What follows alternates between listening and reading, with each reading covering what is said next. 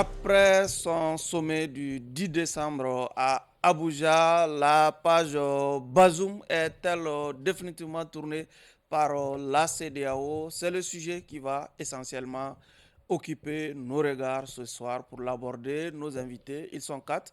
Le premier qui n'oublie jamais de porter sa cravate.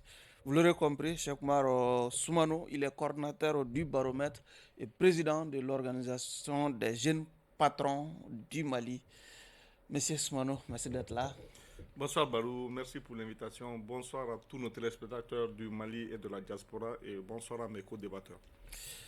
Deuxième invité, Monsieur Modibo Mao Magalou, M3 pour certains, hein, pour un ancien président de la République du Mali. Modibo Mao Magalou, il est économiste, analyste. Monsieur Magalou, merci d'être là. Bonsoir M. Sidibé, bonsoir à mes co-débatteurs et à tous ceux et celles qui nous regardent et qui nous écoutent. Troisième invité, Dr Laya Guindo. Il est enseignant, chercheur et responsable politique. Docteur, merci d'être là. Merci beaucoup, merci Sidibé, merci à tous. Quatrième invité, notre habitué de ce plateau, Mohamed Sherif Aydra. Il est président du Conseil supérieur de la diaspora malienne CSDM. Monsieur Aydra, président Aydra, merci d'être là. C'est toujours un plaisir. Je salue les téléspectateurs de la télévision de la diaspora malienne et mon bonsoir très particulier aujourd'hui à la diaspora nigérienne, à Niamey et tout le peuple de Niger.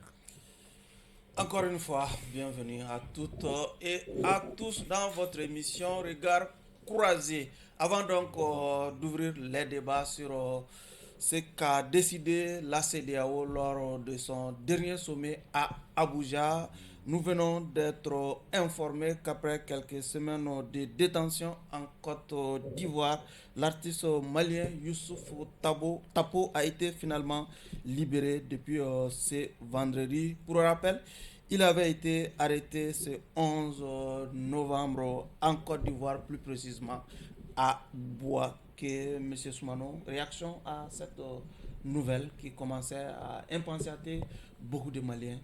Oui, tout d'abord, je me réjouis de cette nouvelle qui, je pense que tous les Maliens sont contents. Et aussi saluer les autorités maliennes, surtout les autorités consulaires de Bouaké et diplomatiques de la Côte d'Ivoire. Je sais que le consul du Mali à Bouaké, c'est un vrai patriote, donc je suppose qu'il a dû faire un travail de sourdine parce que c'est un monsieur qui est très discret, qui ne parle pas, mais qui fait un travail extraordinaire. Et donc, c'est vraiment une bonne nouvelle, bien qu'on n'a pas encore su qu'est-ce qui s'est passé. Parce que quand il a été arrêté, on n'a véritablement pas eu les informations, mais heureusement que tout se soit dénoué dans les meilleures des conditions. Donc, nous souhaitons vraiment un bon retour à notre compatriote sur les terres maliennes. D'accord. Monsieur Haïdara, en tant que président d'une fêtière de Maliens établie à l'extérieur, si vous voulez, de la diaspora malienne, nous savons que c'est une question qui vous préoccupait personnellement et particulièrement. Et on se réjouit. On se pose toujours la question de savoir pourquoi un artiste a été arrêté, celui qui a été invité pour faire un concert. Nous aimerions bien savoir ce qui a motivé son arrestation. Oui. Et nous sommes heureux de savoir qu'il a retrouvé sa liberté. On a eu pas mal d'informations qu'on n'a pas pu récupérer. Nous avons envoyé des personnes pour essayer de comprendre. Je salue le président du CSDM Côte d'Ivoire, Nouhou Diallo, et l'ensemble de son bureau exécutif. Et le président du CSDM Bouaké, ils ont fait leur mieux. Et nous aimerons vraiment que ces genres de situations ne se produisent pas. Parce qu'on est dans une phase de reconstruction, d'apaisement. Quelqu'un qui consacre sa vie à faire plaisir aux autres ne mérite pas d'être arrêté. D'accord. Modibo Mao Magalou, est-ce qu'on peut dire que la diplomatie est passée par là, comme les 49 au Mali? Oui, c'est un heureux dénouement et on s'en réjouit parce que c'est un artiste assez important et moi j'ai l'impression qu'il y a eu un quiproquo, mais je pense qu'à travers le dialogue, on a on a pu avoir un dénouement heureux et je pense que c'est une très bonne chose qu'il soit en liberté avec ses co-détenus. D'accord. Docteur, réaction? Oui, bon, c'est tout à fait normal. On ne peut qu'être curieux lorsque un de nos compatriotes est libéré. Alors, il faut attendre un peu pour avoir beaucoup plus d'éléments sur la situation afin de porter un jugement de valeur. D'accord. Dans une vidéo reprise par plusieurs internautes, Yada Gali a fait une déclaration adressée aux autorités maliennes, burkinabées et nigériennes. Pourquoi cette sortie de Yada Ali? Nous avons décidé de poser la question, si vous voulez, à nos panélistes de ce soir. M. Soumano. Oui. Merci bien, Barou. En tout cas, personnellement, je n'ai pas écouté la vidéo, mais j'ai vu les images. Oui. J'ai vu les commentaires. Et les recoupements que moi j'ai pu faire, c'est déjà, premièrement, le Yad Agali a élargi son champ de combat. Dans le sens où aujourd'hui, ce n'est plus le Mali auquel il va s'attaquer, mais il a décidé d'ajouter à son champ d'action le Burkina et le Niger. Donc une question qu'on va se poser, pourquoi aujourd'hui ajouter ces deux pays alors qu'au départ, il voulait véritablement s'attaquer uniquement au Mali. Ça, c'est la première question que je me pose. Le deuxième commentaire que je voulais aussi faire, c'est qu'il a décidé de faire il allait du postulat les amis de mes ennemis, sont et l'ami de mes ennemis est mon ennemi. Oui. Donc ça veut dire aussi qu'il a décidé de s'attaquer à la Russie compte tenu des rapports que le Mali, le Niger et le Burkina entretiennent avec la Russie. Donc la Russie fait aujourd'hui partie de ses ennemis jurés. Ensuite, il s'est adressé au Premier ministre en disant qu'il est hors des questions qu'on discute sur la possibilité de l'application de la charia au Mali. La question que je me pose, pourquoi le Premier ministre? Pourquoi pas seulement les autorités, mais pourquoi indexer le Premier ministre? Ça veut dire qu'il y a vraiment besoin d'analyser aussi cela. Je me demande si ce n'est pas pour créer la confusion ou en tout cas pour dire, bon voilà, c'est le Premier ministre qui est ma cible. Et troisième et dernière chose, il a décidé aussi de ne plus s'attaquer à l'OTAN. Parce qu'au départ, il disait que quand on voyait ses anciennes vidéos, c'était l'OTAN qui était sa cible parce qu'il estimait que c'est l'OTAN qui occupait le Mali. Et maintenant, il dit que les pays de l'OTAN sont partis. Maintenant, lui, il ne va plus s'attaquer à eux. Et il a également, en tout cas les commentaires que j'ai suivis, il a décidé aussi de s'allier avec l'État islamique et il a annoncé ce qu'on appelle les recrutements massifs et qui va s'attaquer à des intérêts stratégiques. Donc je pense que tout ça mis bout à bout, la première des choses que moi je me suis posé comme question, est-ce que ce n'est pas de la manipulation? Ça, en tout cas, c'est une question à laquelle je me suis posé.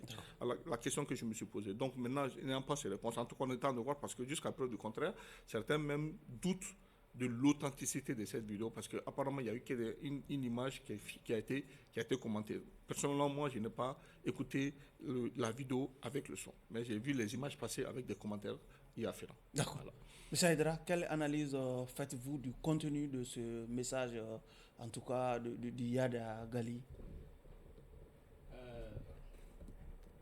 Alors, Iyad, c'est très bien aujourd'hui que l'une des armes fatales, c'est la communication. Il s'en est saisi pour passer son message. Comme preuve, nous sommes autour de cette table en parlant de lui. Oui. C'est ce qui est en premier lieu qui est cherché. Donc cela est obtenu. Et vous vous souviendrez, en 2017, on a eu la conférence d'entente nationale où j'avais demandé à l'époque de négocier avec Iyad Koufa. Et on a eu le DNI où nous avons décidé souverainement de négocier avec Iyad Koufa. Djungounda Traoré a été mandaté par le président à l'époque, Allah Yarham Ibeka, comme représentant des centres, mandat pour négocier avec Iyad Koufa. Et vous vous rappelez très bien de l'épisode du 1er février 2020 au CICB, où j'ai fait une déclaration qui m'a valu être interpellé. Alors donc, et on a fait le DNI. Oui. Le DNI également a dit de négocier avec Iyad Koufa, souverainement. Donc, je ne sais pas si des négociations ont commencé ou pas, mais ce que je peux affirmer, et jusqu'à aujourd'hui, il n'y a pas eu une décision en tout cas à ma connaissance, de ne pas négocier avec eux. Et il est important de noter qu'ils avaient conditionné l'une de ces vidéos. Ils disaient que pour négocier avec le gouvernement, il va falloir qu'on en finisse avec la France. Oui. Maintenant que la France est partie, et l'aménagement s'en va à la fin du mois de décembre. Donc ils se disent aujourd'hui que c'est une victoire et il faut sortir pour communiquer. Oui. Si on a pu en finir avec la France, l'aménagement est parti, bien que les deux choses ne sont pas du tout liées. Hein, ils s'attaquent maintenant à la Russie pour dire, bon, comme disait le patron de patron des entrepreneurs. Donc moi, mon analyse, honnêtement, et je pense que c'est un appel de pied pour négocier. Oui. Iyad voudrait en fait qu'on reprenne les négociations. C'est de ça qu'il s'agit. Oui. Et je ne me fatigue pas de dire ça ne coûterait rien de négocier. Nous avons vu ce que la Mauritanie a pu faire pour obtenir ce qu'ils ont obtenu. On peut négocier parce que nous avons quand même eu à faire les DNI, dialogue national inclusif. Souverainement, on a dit qu'on va négocier. Il y a des Maliens, Koufa est malien. Nous avons fait les ANR, Assise nationale de refondation du Mali, qui a 517 recommandations, avec 54 qui devraient être effectifs avant la fin de la transition, bien qu'on ne sait plus maintenant c'est quand la fin. Et ce qui nous a été dit, les raisons pour lesquelles on a participé, que tout ce qui serait dit dans les ANR est applicable, aussi bien pendant la transition et après la transition, un président qui serait élu.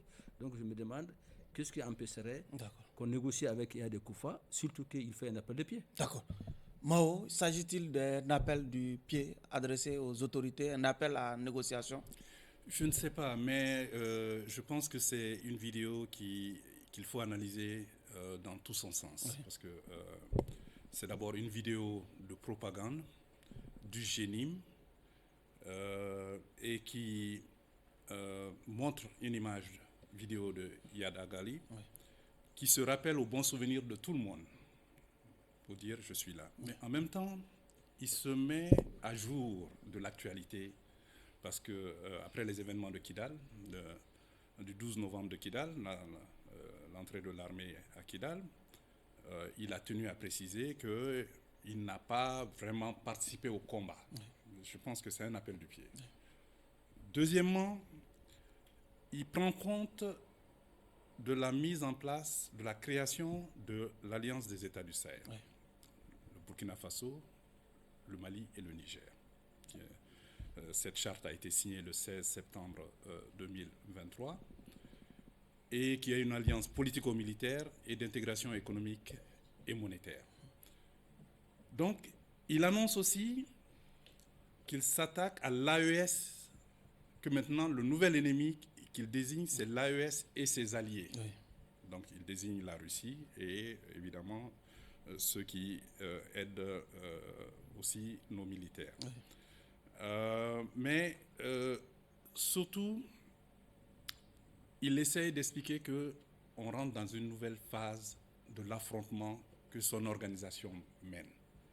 Bon, je pense que c'est des messages qu'il faut décoder, comme c'est en train d'être si bien fait autour de cette table. Il faut savoir qu'est-ce que M. Iyad Agali et son organisation veulent.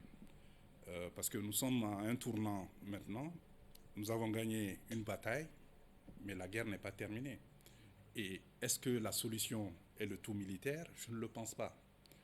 Je pense qu'il faut négocier ce qui est négociable, mais il y a des lignes rouges.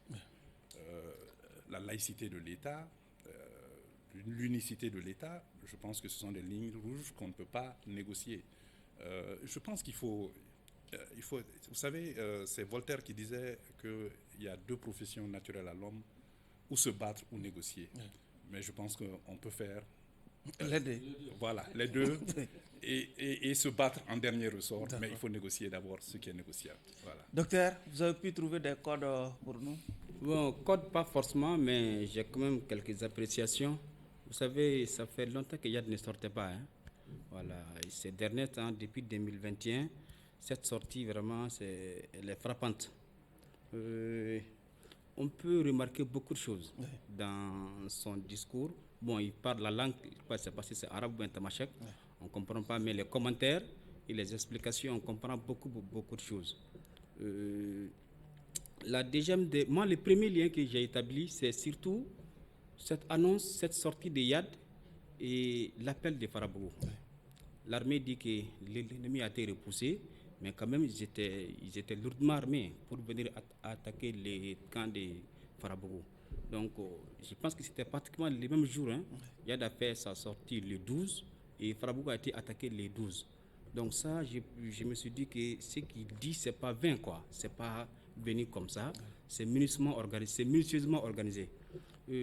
La deuxième des choses, c'est qu'on sent qu'avec sa sortie, et cette fois-ci, il élargit son sang. En fait, c'est le Sahel. Or, qui parle du Sahel, on parle du Mali, du Burkina et du Niger.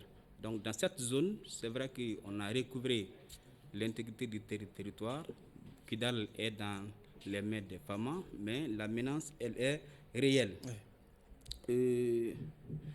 Dans son message, on sent aussi qu'il fait une sorte de propagande, comme certains l'ont dit, parce qu'il remercie les imams de Bamako, du Mali, pour leur refus de la laïcité. Parce que le problème de la laïcité dans la nouvelle constitution, je pense que beaucoup d'imams se sont mobilisés à appeler les gens à voter non. Donc il prend ces éléments pour féliciter ces gens, les encourager. C'est une façon de se rapprocher d'eux. Et la question de recrutement peut être liée à ça. Parce qu'en même temps, il lance un message à la Palestine. Il dit que les Palestiniens sont tous des frères, tous des sœurs. Ce qui se passe en Palestine n'est pas normal et ils sont à leur côté. Donc il se rapproche du peuple, de la population, des gens peut-être qui n'ont pas une certaine compréhension. Opération de séduction. Merci. Je pense ça, j'ai compris ça dans les différents commentaires. Mais il faut aussi rappeler que récemment, nos autorités judiciaires ont lancé des mandats d'arrêt. Et je pense qu'il y a à son nom. Donc c'est une politique attention, il n'est pas mort, il n'est pas détruit, son mouvement n'est pas totalement éliminé. Ils sont là, ils sont présents et ils vont continuer à se battre. Ils vont continuer à faire des mouvements par-ci, par-là, parce que ceux qui cherchent un État islamique, la charia, je pense qu'on n'est pas dans ça.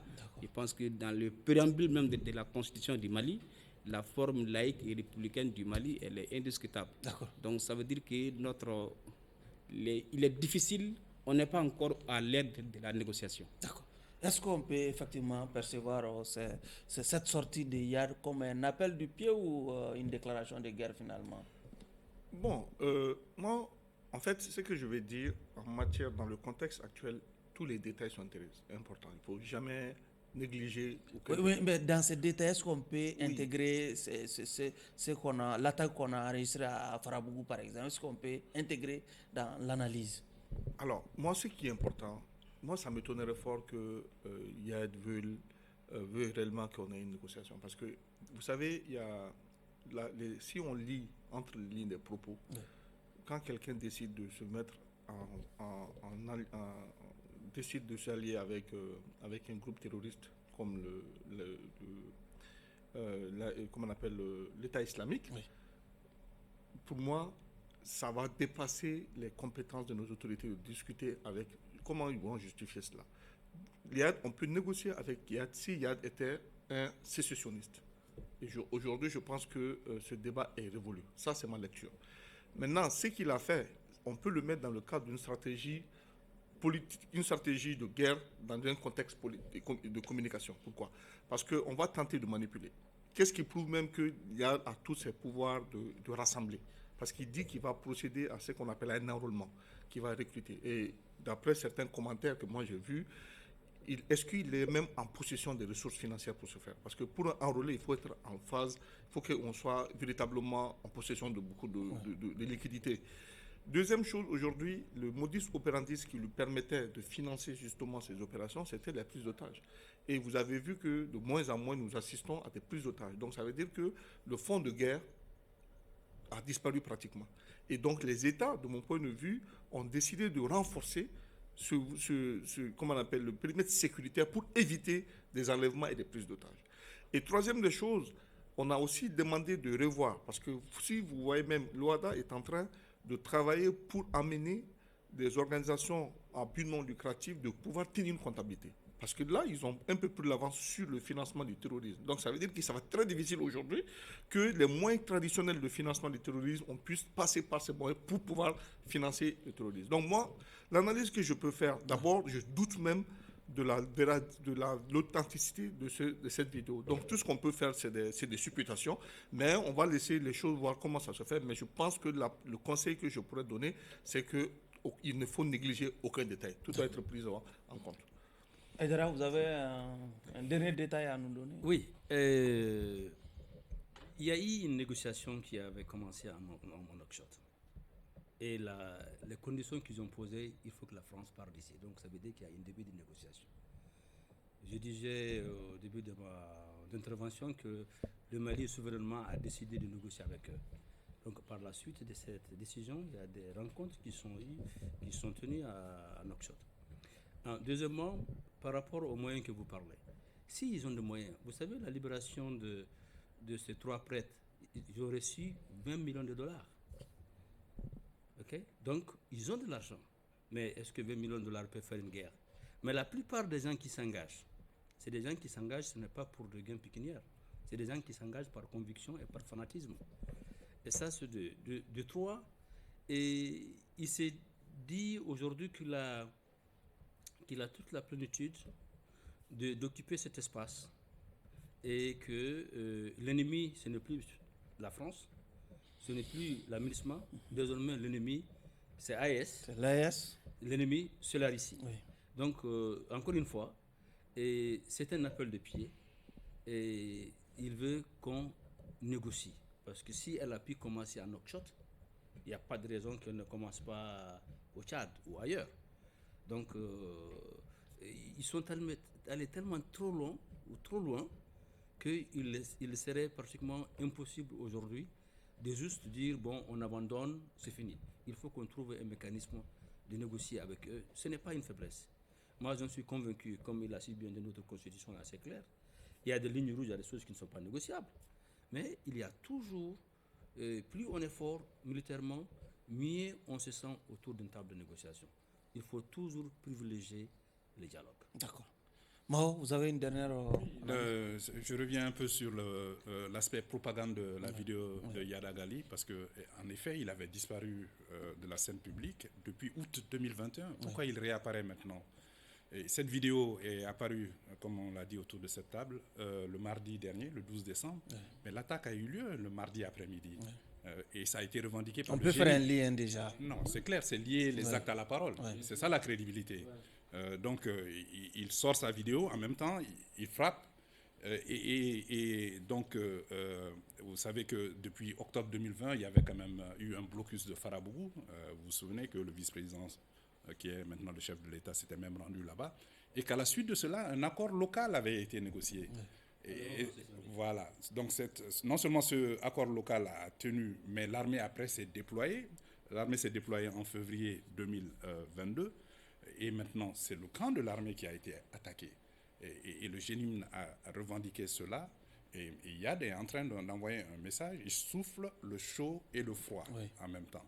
C'est pour dire, j'ai cette capacité de nuisance. Et maintenant, ou vous négociez avec moi, ou maintenant, parce que c'est pas une attaque, c'est un combat difficile à mener, parce que c'est de la guérilla. Nos forces de défense et de sécurité, malgré tous les équipements et puis la stratégie qu'ils puissent adopter, l'ennemi n'est pas visible. L'ennemi n'est pas visible et c'est de la guérilla, donc c'est difficile à combattre parce que c'est des frappes ponctuelles et puis il y a la mobilité de ces ennemis de notre pays. Donc je pense que c'est dans ce cadre-là qu'il faut voir la chose et je pense qu'il faut prendre très au sérieux ce que Yad Agali dit. Mais j'ai remarqué que chaque fois que Yad fait une apparition, c'est généralement pour envoyer un message très très fort. D'accord. Est-ce que comment ce message doit être traité par les autorités? Non, moi je pense qu'il faut prendre très au sérieux ces messages. Hein. Le frère Magalou vient de le dire. Farabougou, comme c'est un symbole. Hein. Farabougou, c'est le seul village, le seul gros village où le vice-président de la transition s'est déplacé. Et c'est un symbole. C'est que d'une part, le Mali a récupéré Kidal, c'est une bonne chose, on fait cela, mais Farabougou, ça ne va pas du tout. La façon dont ils sont venus très nombreux, attaquer et se replier. Moi, je pense que c'est très important. Il montre qu'ils ont une forte capacité. Et l'un des messages qu'il veut envoyer autour de la transition, c'est que la France, l'Occident, en gros haut, est venu. L'Occident a échoué. Maintenant que les États de l'AES, le Mali, le Burkina et le Niger veulent se diriger vers un nouveau partenaire qui est la Russie, il sait qu'il anticipe. Il dit que la Russie aussi va échouer avec tous ses alliés. Il a même pris les alliés par leur nom. Je pense que c'est assez important parce qu'il les traite d'infidèles, des alliés infidèles. Les 3 chefs d'État, il a vraiment beaucoup de griffes contre eux. Donc je pense que c'est une menace très très sérieuse à prendre en compte pour que vraiment cet élan de sécurité, de défense qui a été lancé par les est-ce qu'on doit aussi céder à la psychose qui pourrait en tout cas engendrer la première des choses, c'est l'attaque de Farabougou. C'est qu'il faut éviter un autre Farabougou, quoi. Parce qu'il cite des villes aussi, hein, et il fait porter la responsabilité par nos autorités, que ce soit du Mali, que ce soit du Burkina, que ce soit du Niger, et il se porte en sauveur. C'est eux qui sont là pour le peuple, ils sont là pour la population. Or, c'est pas vrai. Donc, il faut anticiper, parce que, c'est pas tout le monde qui est à Bamako. Les gens sont dans le profond pays, et il faut vraiment leur faire comprendre que la menace, elle est réelle, et il faut se préparer en conséquence. Pour revenir à notre sujet principal, la page Mohamed Bazoum semble être définitivement tournée par la CEDEAO. Dans un communiqué publié ce jeudi, le président Bona Tinibou et ses homologues ont reconnu officiellement le renversement du régime Bazoum par le CNSP. Conséquence, le Niger est désormais suspendu de toutes les instances de la CEDEAO. Déjà, M. Soumano, comment vous avez, en tout cas, quelle lecture faites-vous des conclusions issues de ce sommet des chefs d'État de la CEDEAO tenu ce 10 décembre à Abuja? Merci Barou. Je me réjouis déjà du changement de posture de la CEDEAO parce que avant ce sommet-là, c'était une posture, je dirais, belliciste, dans la mesure où il y avait vraiment une menace d'intervention très imminente pour rétablir Bazoum. Intervention militaire. Intervention militaire. Et voilà. Et donc, en tout cas, moi, il y a eu des développements qu'on a fait ici. Quand on voit les conditions juridiques pour cette intervention, en tout cas, moi, je savais que ce n'était pas pour demain. C'était difficile parce qu'il fallait véritablement l'inscrire dans le cadre du chapitre 7. Ça, c'est un premier point. Donc, je me réjouis véritablement de changement de posture et surtout qu'il y a l'accompagnement parce qu'on parle d'une transition courte. Et cela pose le deuxième problème qui a été résolu, qui est celui justement d'avoir reconnu maintenant le coup d'État. Et c'est ça qui a justifié d'ailleurs la suspension du Niger de toutes les instances, comme ça a été fait par le passé pour les autres pays. Ça, c'est important. Deuxième chose également que j'ai aussi noté dans les conclusions justement de la CEDEAO, c'est qu'il y a eu les levées de sanctions. Il y a quand même eu une conclusion additive, hein? Oui, non, je viens. Lever des sanctions contre les autorités du Mali, notamment le Premier ministre et le Président. On a levé leur interdiction de voyage. Donc ça aussi, ça veut dire toujours qu'il y a eu un changement de posture. C'est-à-dire qu'on n'est pas dans une logique de faire vraiment la guerre, c'est dans le sens d'accompagner. Troisième des choses également, il y a eu une mission présidentielle conjointe qui va venir discuter justement avec les 3 pays, notamment le Mali, le Burkina, le Niger, pour voir et revenir sur, en tout cas, le processus électoral, pour qu'il y ait un délai consensuel qui soit proposé et qu'on puisse aller très rapidement à l'organisation des élections pour un retour à l'ordre constitutionnel. Donc, moi, ce que je note, c'est que de plus en plus aujourd'hui, je pense que j'ai comme l'impression que la CEDEAO est en train de rétropédalage? Pas de rétropédalage, mais essayer de prendre la mesure de la légitimité de ces 3 régimes-là. Parce que ce qui s'oppose, la CEDEAO est restée très légaliste face à des principes. Quand on parle de renversement, par exemple, avec le cas de Niger, c'était forcément le rétablissement de l'ancienne fonction de l'ancien président. Et aujourd'hui, on s'est rendu compte qu'il y a la légitimité qui a prévalu. Donc, ça veut dire que les autorités en place au Niger sont parvenues à s'allier, à se faire adouber par le peuple nigérien. Et je crois que c'est le même principe qui a prévalu dans les autres pays, le Burkina et le Mali. Donc, dans ce genre de situation, il faut changer de posture.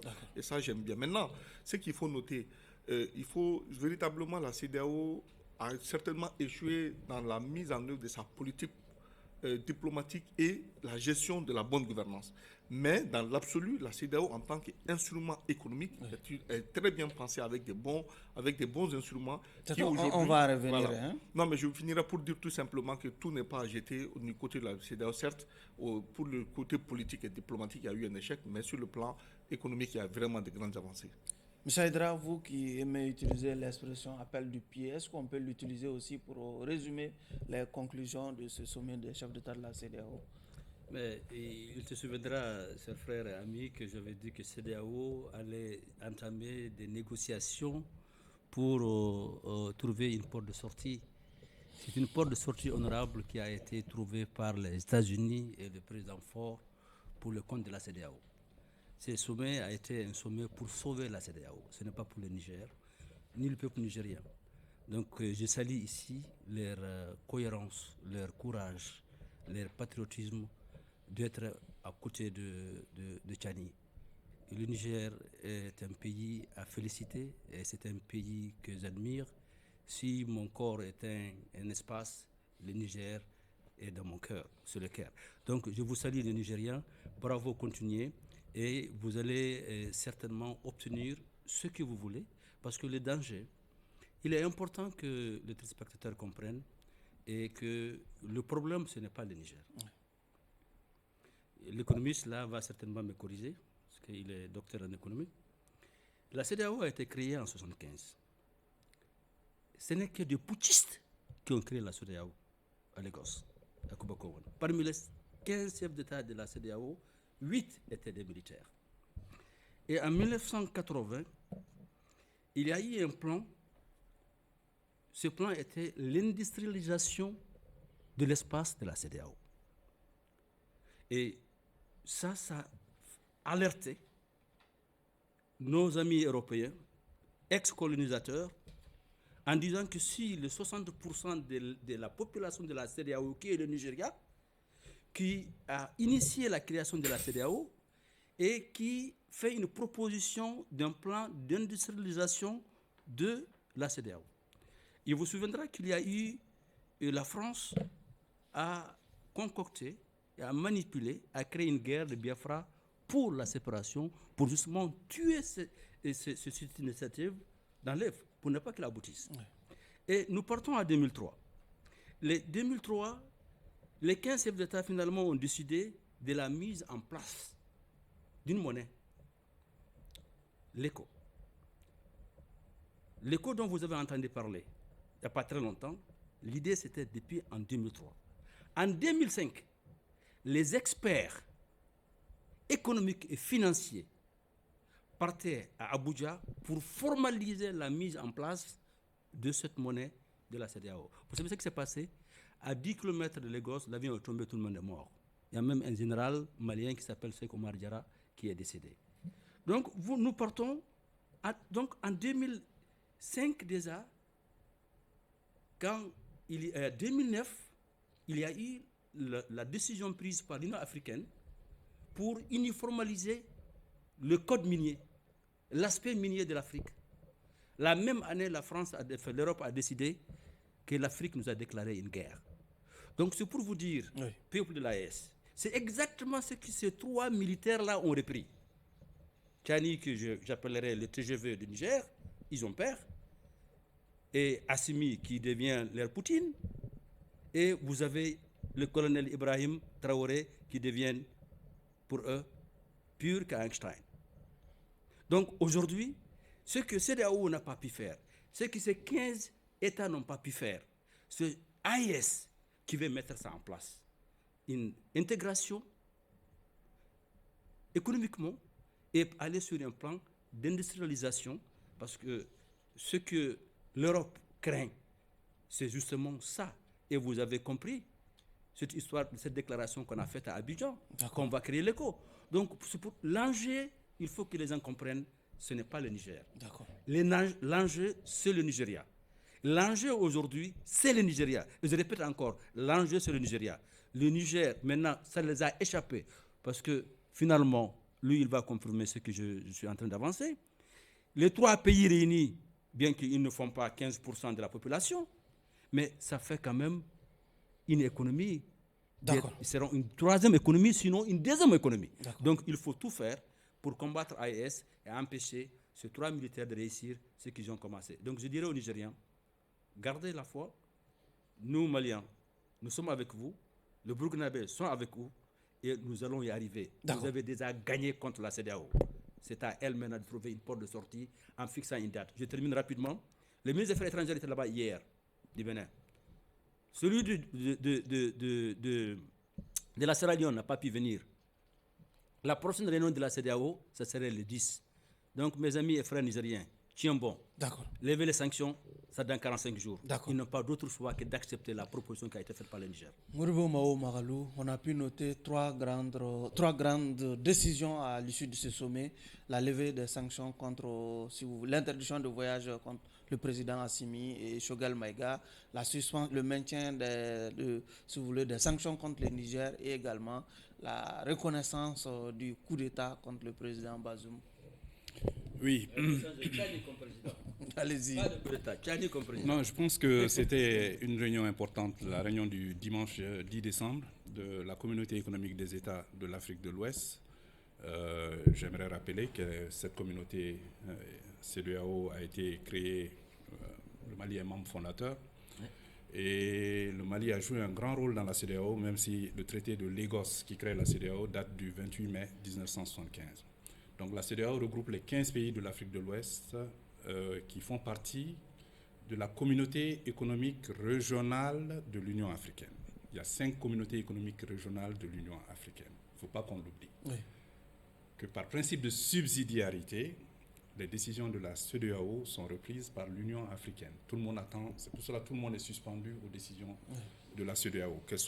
Qu'on soit d'accord avec elle ou non, la CEDEAO c'est une réalité. La CEDEAO, c'est actuellement la 18e puissance économique au monde. La CEDEAO, c'est 420 millions de personnes. La CEDEAO, c'est 5 100 000 km². Mon ami Chérif Aïdara vient de dire que la CEDEAO, évidemment, joue un rôle important dans la sous-région, mais il a oublié de dire que 90% de la diaspora malienne se trouve dans les pays de la CEDEAO. 95. 90-95, il confirme ce que je viens de dire. Mais il ne faut pas oublier que ces décisions, la CEDEAO est une organisation d'intégration économique et monétaire. Donc l'intégration économique et monétaire, il y a plusieurs étapes. Donc la zone de libre-échange, c'est la première étape, mais la dernière étape, c'est l'intégration monétaire. Ce que Chérif vient de dire, avoir une monnaie unique. Et cette décision a été prise. Cette décision a été prise, comme il l'a dit, mais elle a été reportée 5 fois parce que pour que les pays aient une même monnaie, il faut la convergence macroéconomique. Oui. Et on est assez avancé, mais il y a 2 pays qui nous mettent en retard, c'est le Nigeria et le Ghana. Et ces 2 pays font 75% du PIB de la CEDEAO et 60% de la population de la CEDEAO. Il a parlé de l'importance du Nigeria, mais il ne faut pas qu'on l'oublie. Le Nigeria est le pays le plus riche d'Afrique et le plus peuplé d'Afrique. Qui se trouve dans notre sous-région. C'est le Nigeria qui peut tirer le développement de toute l'Afrique. Ils ont 220 millions de personnes, de personnes dans leur pays. Ils sont premiers producteurs africains de pétrole. Mais ils peuvent faire beaucoup de choses. Et donc cette monnaie dont le lancement a été repoussé à 2027, parce que si cette monnaie... Vous parlez de l'écho, hein? L'écho de la CEDEAO. Oui. L'écho de la CEDEAO, des 15 pays de la CEDEAO, dont tous les détails ont été élaborés. D'abord, quand j'en parle, les gens me disent « Oui, la France n'a rien à voir avec l'écho de la CEDEAO ». L'écho de la CEDEAO sera une monnaie flexible, dont le taux de change sera flexible, va monter et baisser.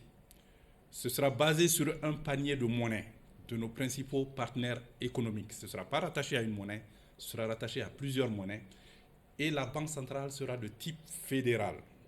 Donc chaque pays va avoir une banque centrale, comme la Banque centrale européenne, et on va avoir un siège dans un des pays membres. Donc tout cela a été élaboré, et ce que Chérif a dit que j'ai beaucoup aimé, parce que ma dernière conversation avec Feu Edem Kodjo, ça portait sur le plan de Lagos, dont tu viens de mentionner, qui a été élaboré en avril 1980, mais qui a été un travail remarquable fait par la CEDEAO pour développer l'Afrique sur le plan industriel et des infrastructures. Et ils ont tous tué en Europe. Mais maintenant, il a fait le recoupement avec l'AES, mais c'est formidable ce que l'AES est en train de faire, parce que, évidemment, nos défis et nos menaces et nos opportunités sont similaires dans ces trois pays. Et si vous prenez le Niger, qui est le plus vaste pays de la sous-région de la CEDEAO, le Mali est le deuxième plus vaste. Mais si vous prenez ces trois pays, vous avez 2 800 000 km² après. Et l'Algérie, qui est le plus vaste pays d'Afrique, ne fait que 2 400 000 km². Donc, il y a des défis. Il faut construire des routes, il faut vraiment améliorer la connectivité, il faut renforcer les capacités, il faut améliorer les facteurs de production, avoir accès à l'électricité, à l'eau potable, parce que aussi ces trois pays ont quand même des défis, notamment à l'accès aux services sociaux de base.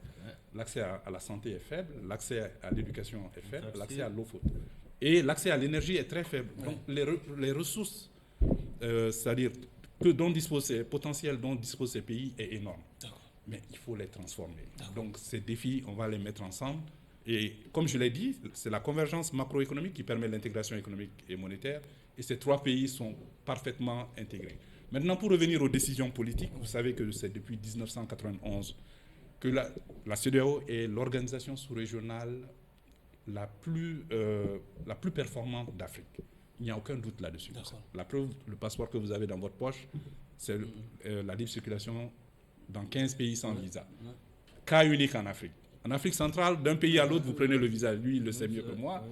En Afrique australe, c'est la même chose. En Afrique de l'Est, tu ne pouvais pas aller d'un pays à l'autre sans prendre le visa. Donc, je vais terminer très rapidement, Omar. Donc, pour vous dire, la réelle politique, je suis content que la CEDEAO soit revenue à de meilleurs sentiments et décider d'être réaliste par rapport à la situation au Niger, que le président Bazoum a perdu l'effectivité du pouvoir. Et je pense qu'on aurait dû faire en sorte que le président Bazoum ne soit pas sorte de cette situation depuis très longtemps, mais je pense que mieux vaut tard que jamais. Et puis le régime des sanctions, je pense que c'est exagéré. On ne peut pas tolérer que les peuples soient pénalisés par une organisation d'intégration économique et monétaire. Docteur, la page Bazoum définitivement tournée par la CEDEAO. La page Bazoum n'est pas définitivement tournée. Partiellement tournée. Nous sommes en cours. Et à la lumière des éclaircissements que je viens d'avoir ici, j'ai quelques éléments d'appréciation. La première des choses, moi je salue beaucoup la 41e session du Conseil de médiation et de sécurité de la CEDEAO, qui a fait un travail fantastique, qui a vraiment passé en revue toutes les difficultés dans les États membres de la CEDEAO. Ils n'ont épargné pratiquement aucun État, même si les États qui étaient accusés ou bien il y avait des reproches se sont défendus.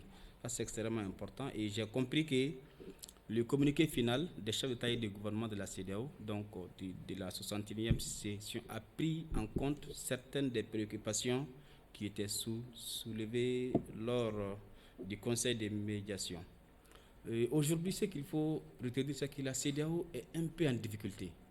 Elle est en difficulté, elle n'a pas totalement les moyens de sa politique. D'abord, 3 pays sont en transition, le Mali, le Burkina et la Guinée.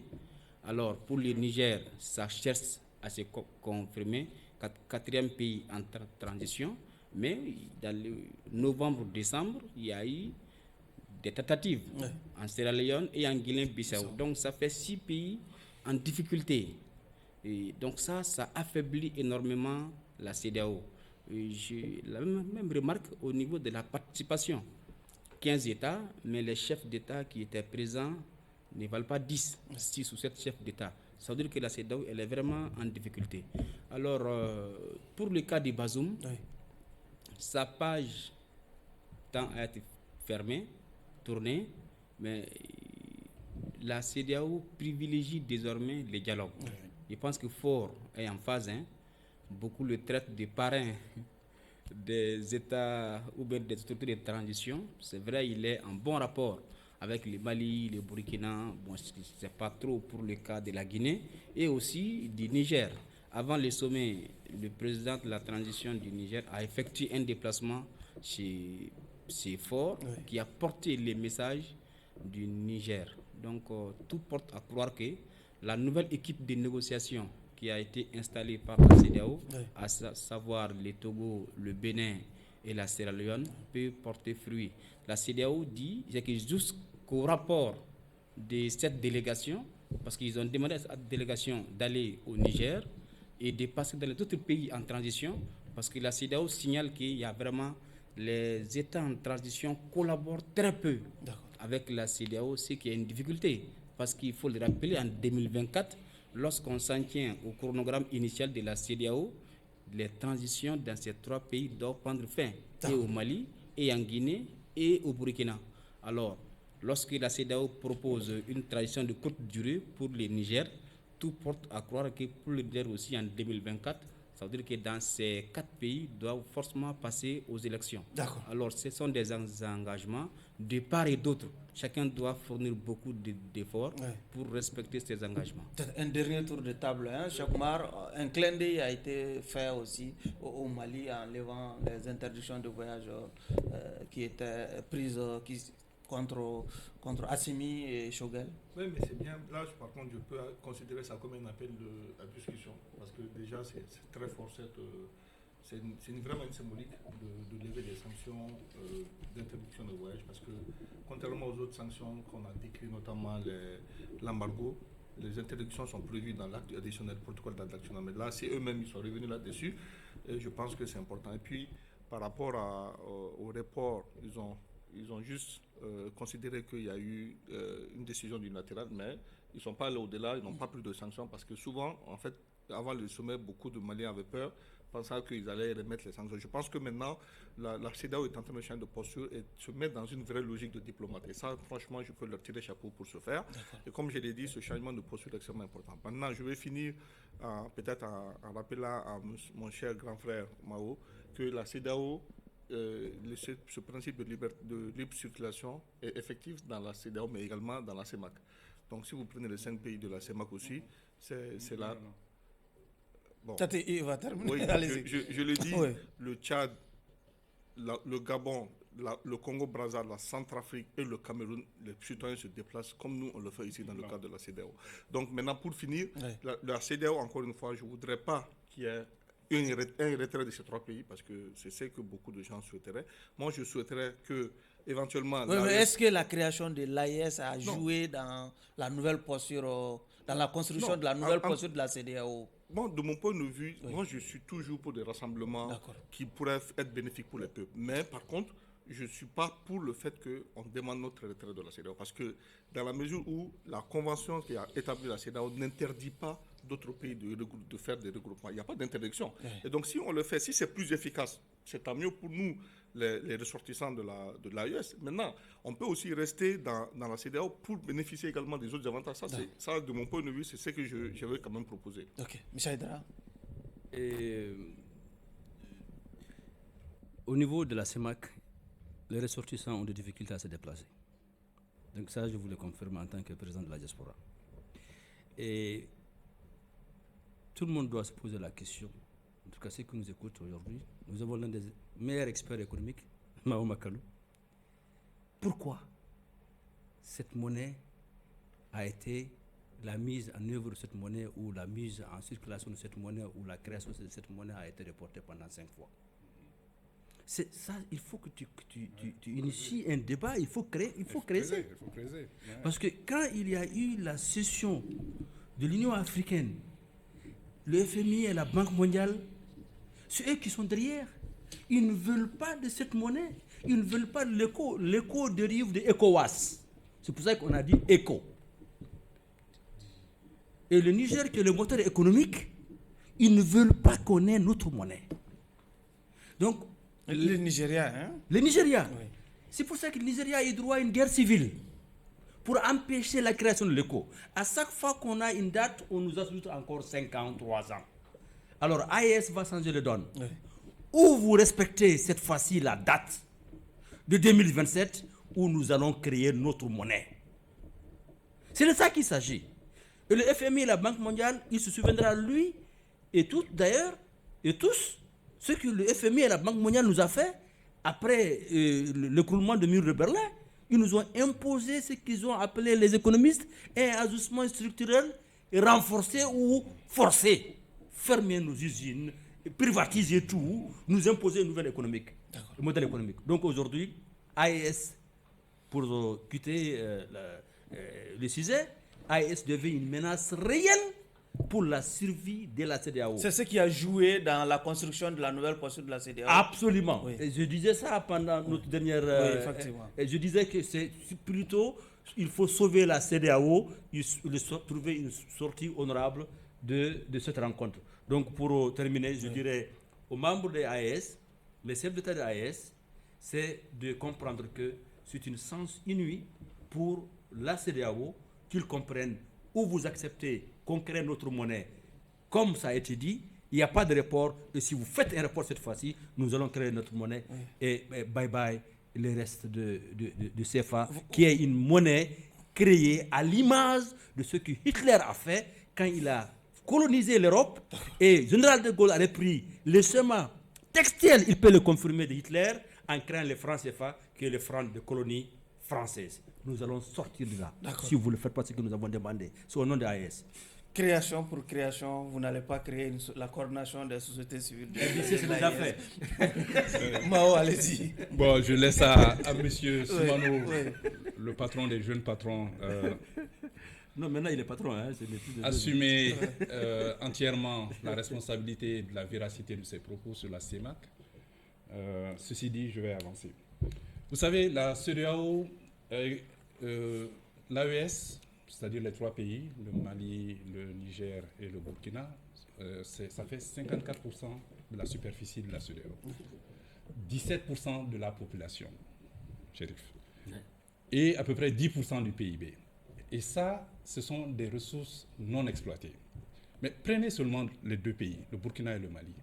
Si vous mutualisez nos productions d'or, nous sommes premiers producteurs africains d'or. Ouais. Devant le Ghana et devant l'Afrique du Sud. Ouais. Le coton, la même chose. Les céréales, nous sommes parmi les premiers, le bétail, la même chose. Donc ça change tout. Et maintenant, il s'agit, le schéma d'industrialisation, d'amélioration des facteurs de production, d'accès aux ressources, c'est-à-dire énergétiques, peut tout changer. Mais maintenant, vous avez vu à la vitesse de la lumière à laquelle les réunions se sont tenues à Bamako, depuis le 16 septembre, oui. D'abord, les experts se sont réunis, les ministres des Finances se sont réunis, les ministres des Affaires étrangères. Tout cela en moins de 3 mois. Oui. C'est une avancée notable. Et surtout, la création d'un fonds de stabilisation macroéconomique pour stabiliser le prix de nos matières premières, parce que nous sommes très ouverts, les 3 pays sont très ouverts sur le commerce international et la volatilité des prix des matières premières affecte leur économie.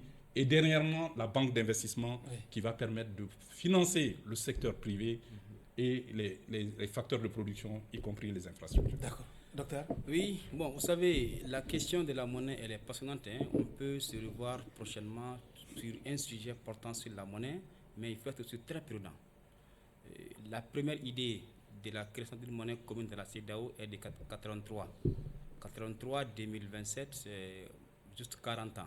Mais l'Union européenne, l'euro a vu le jour en 2000. Mais depuis les années 50, c'était en gestation. Donc ils ont fait à peu près un demi-siècle. C'est un long processus. Très bien. Donc c'est vraiment normal ce qui se passe actuellement. Il y a des difficultés. Hein. Les ennemis ne nous feront jamais faire. Mais il faut se battre, il faut continuer. Alors, par rapport à la CEMAC c'est l'homologue de l'UEMOA. Notre zone, Afrique de l'Ouest, c'est UEMOA qui gère les CFA. Là-bas, c'est la CEMAC, c'est aussi les mêmes CFA, hein? même parité, pratiquement. Mais pas la même monnaie. C'est pas la même monnaie parce que ce n'est pas convertible. Autre élément qu'il faut savoir, dans les communiqués de la CEDEAO, on dit qu'on a levé les sanctions contre les sanctions de voyage, président, vice-premier ministre et les chefs de la diplomatie. Mais je n'ai pas connaissance que les plans de la transition, surtout celui du Mali, étaient interdits de voyager. Je ne pense pas. Voilà, j'ai pas connaissance. Mais j'ai vu, peut-être que ça concerne autre pays. D'accord. Mais le cas du Mali, j'ai pas connaissance. D'accord. Alors maintenant, pour terminer, Oui.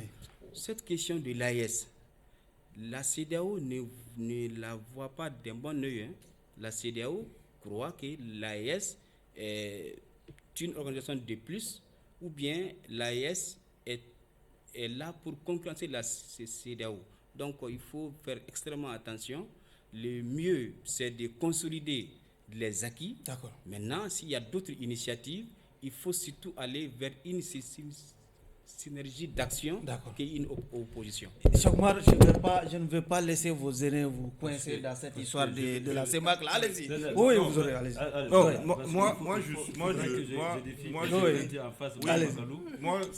C'est 30 secondes, allez-y. Oui, ce que j'ai dit, je le maintiens. Ok. J'ai discuté, peut-être, je ne sais pas. Il était là-bas il n'y a pas très longtemps. Non, c'est même pas ça. C'est même pas que j'étais là-bas, mais je sais.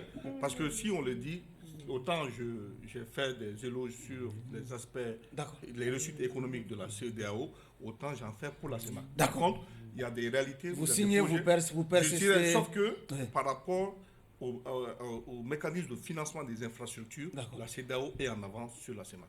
Allez-y. Moi, je ne veux plus revenir sur ce sujet. Oui. Je vais simplement dire à mon co-débatteur, M. Guindo, oui. Et quand les États-Unis sont venus pour sauver l'Europe pendant la Deuxième Guerre mondiale, ils ont imposé leur modèle économique qui était lié au dollar. D'accord. Et quand l'Europe a voulu se constituer et créer sa monnaie, les États-Unis se sont vus menacés parce que le dollar était la monnaie de référence dans le monde. Ils ont créé une guerre à Yougoslavie qui fait 300 km de vol d'oiseau de Paris pour empêcher l'Union européenne de voir le jour et empêcher l'Union européenne de créer sa monnaie qui est l'euro. C'est la même chose que le FMI et la Banque mondiale est en train d'appliquer sur la CEDEAO depuis combien d'années maintenant? D'accord, c'est bien qu'on juste pour ajouter, compléter ce qu'il a dit. Oui. Vous savez, à la fin de la Seconde Guerre mondiale, il y a un nouvel ordre mondial qui a été créé avec le Fonds monétaire international, la Banque mondiale et les Nations unies. C'est ce que Chérif essaie d'expliquer. Et le dollar était la monnaie internationale. D'accord. Mais l'euro a été créé effectivement en 2000. Et maintenant, 70% des échanges dans le monde se font en dollars et 15 à 20% en euros. C'est sur cette incompréhension ambiante de part et d'autre que prend fin ce numéro de votre émission Regard Croisé qui recevait comme invité M.